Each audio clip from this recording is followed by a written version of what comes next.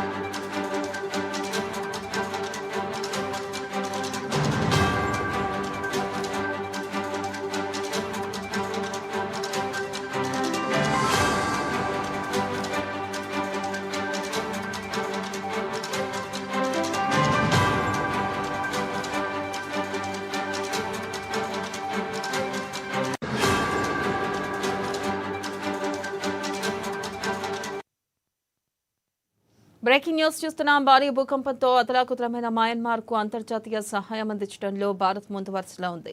బాధిత దేశానికి యుద్ధ ప్రాతిపాదికన సహాయ సామాగ్రిని అందజేసేందుకు ఆపరేషన్ బ్రహ్మ పేరిట భారత్ హుటాహుటిన రంగంలోకి దిగింది. మయన్మార్లో భారీ భూకంపం సంభవించగా ప్రధాని మోదీ ఆదేశాల మేరకు భారీ సహాయాన్ని పంపించడం జరిగింది. నిన్న కూడా 30 టన్నుల విపత్తు సాయాన్ని తరలించారు. వివిధ రకాల ఆహార వస్తువులతో పాటు వైద్య సామాగ్రిని యాంగోన్కు పంపించారు. భారత నావికాదళ నౌకలు ఐఎన్ఎస్ కార్ముక్, LCU 52లలో 30 టన్నుల సాయాన్ని పంపినట్లు విదేశాంగ శాఖ మంత్రి జయశంకర్ ఎక్స్వేదికగా వెల్లడించారు.